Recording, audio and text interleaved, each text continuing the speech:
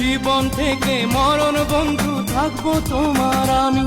তুমি আমার প্রাণের স্বামী, তুমি আমার প্রাণ। সবকিছু হারিয়েও যারা শান্ত থাকে বুঝে নেবেন ওই ব্যক্তি আল্লাহর উপরে ভরসা রাখে। সব দুঃখ কষ্ট যে ব্যক্তি হাসি মুখে মেনে নিতে পারে বুঝে নেবেন ওই ব্যক্তি আল্লাহর উপরে সবচাইতে বেশি নির্ভরশীল। আর আল্লাহ পাক ওই ব্যক্তিদের উদ্দেশ্যে ডাক দিয়ে বলে বান্দা, ডাক দিয়ে বলে বান্দি, কষ্ট পেও না, ভয় পেও না, নিঃসঙ্গ নিজেকে মনে করো না, বরং দুনিয়ার সব মানুষ তোমার সঙ্গ ত্যাগ করলেও আমি আল্লাহ তোমার সঙ্গে আছি।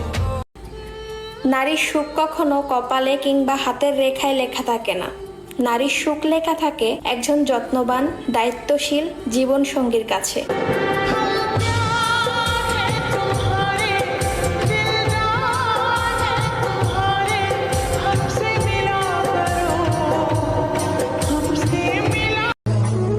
মানুষের স্মৃতিশক্তি যতই দুর্বল হোক না কেন, মানুষ তার কষ্টের দিনগুলো কখনোই ভোলে না।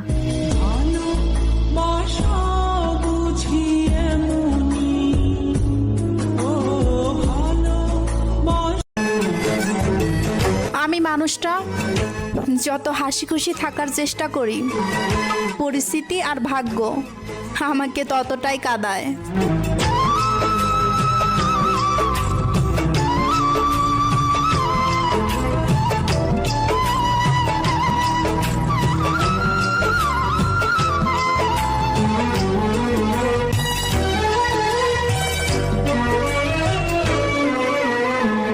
এত কষ্ট বুকের ভিতর রাখার জায়গা না মৌলা, ভালোবাসি।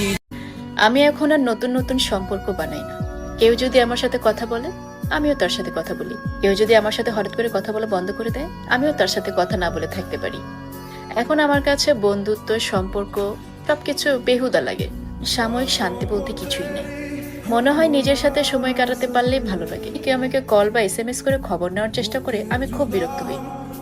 কারণ একটা সময় ছিল আমি হয়তো এই কল বা SMS গুলোর অপেক্ষা করতাম, আর এখন এই জিনিসগুলো আমার কাছে বিরক্তির কারণ। একটা এজে এসে মানুষ শান্ত হয়েই যায়। একটা সময় ছিল হাজার ভিড়ে থাকতে পছন্দ করতাম, তারপরে এই ভিড়গুলোই আমাকে আজীবনের জন্য একা করে দিয়েছে।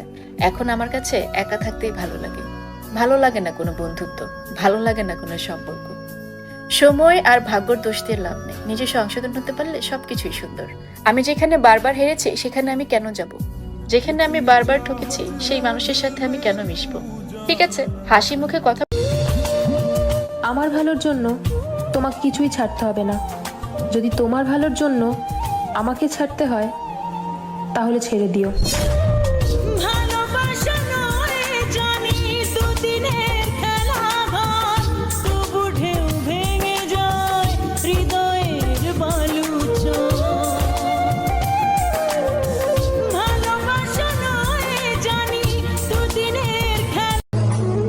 মানুষের স্মৃতিশক্তি যতই দুর্বল হোক না কেন, মানুষ তার কষ্টের দিনগুলো কখনোই ভোলে না।